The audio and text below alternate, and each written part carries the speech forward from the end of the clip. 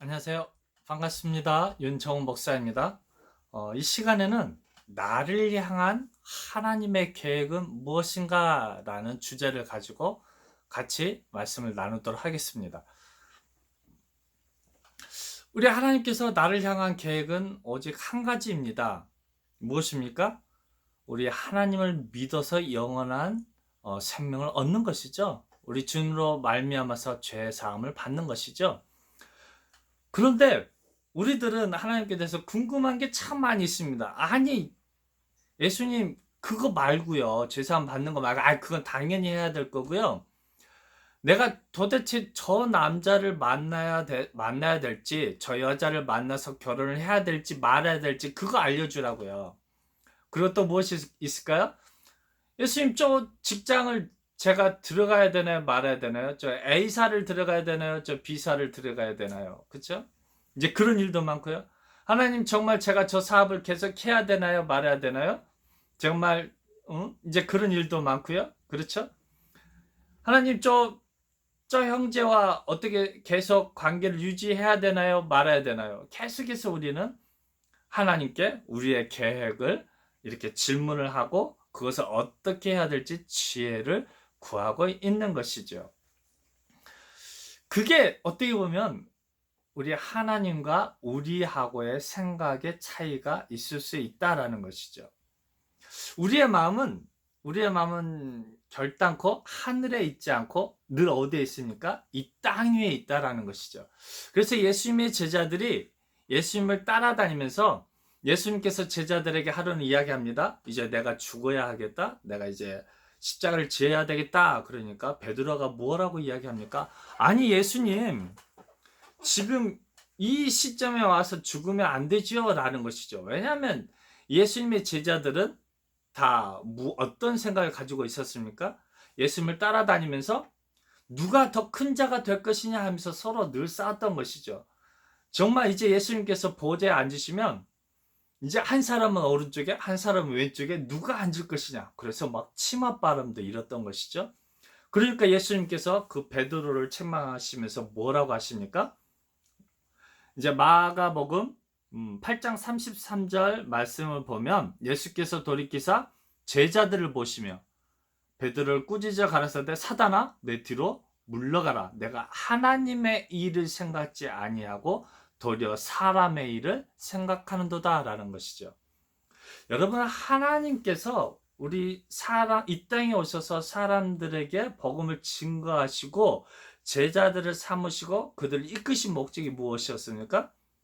하나님의 마스터 플랜은 십자가를 지심의 목적은 사람들로 하여금 그들의 죄를 사하여 주시고 그들로 하여금 하나님의 일에 열심인 하나님의 친백성을 삼기 위한 목적이 있었죠. 그런 목적으로 제자들을 삼았던 것이죠. 그래서 예수님께서는 십자가를 지시고 죽어야 했던 것이죠. 그런데 이 제자들은, 특히 수제자였던 베드로는 그런 것에는 관심이 없었던 것이죠. 그래서 예수님께 뭐라고 합니까? 예수님 절대 그런 생각하지 마세요. 그런 어떤 당치도 않는 생각을 하고 계십니까? 라는 것이죠. 그러므로 인해서 우리 예수님께 크나큰 책망을 받았다는 것이죠. 그것도 어떤 책망을 받습니까? 사단아 내 뒤로 물러나라 라는 것이죠. 여러분, 이 시대에 동일하죠? 우리들 마음속에 우리가 무엇을 정말 소중하게 여기고 첫 번째로 여기고 정말 귀하게 생각하고 있습니까? 하나님께서는 정말 우리가 우리의 모든 재산을 팔았을 때에 밭에 감춰진 보물을 얻을 수 있다라고 이야기합니다. 정말 우리가 죄사함을 받는다라는 것이 정말 하나님의 자녀가 돼서 하나님의 제자가 되어서 그 삶을 살아간다라는 것이 결단코 쉽지 않다라는 것이죠. 그 길은 좁은 길이며 십자가의 길이며 정말 그 길은 우리의 성령 하나님의 도우심 없이는 걸 수 없다라는 것이죠.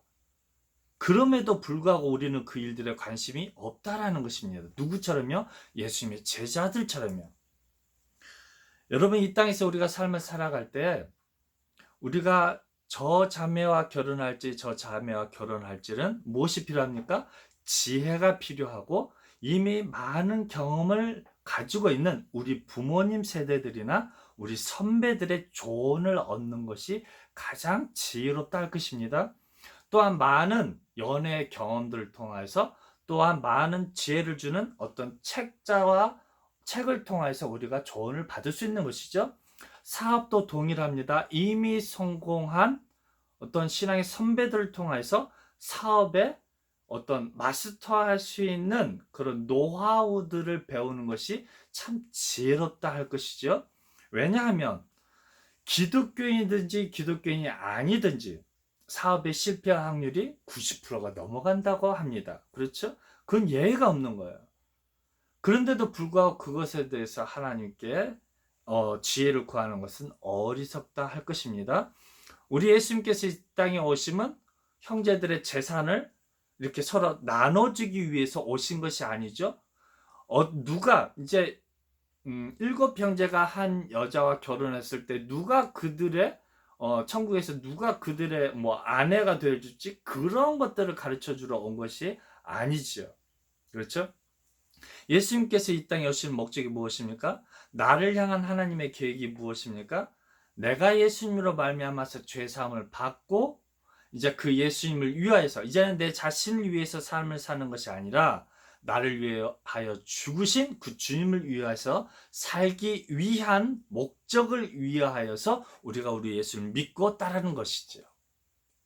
그래서 이제는 우리가 결단코 그런 일들로 하나님께 기도해서는 안 될 것입니다.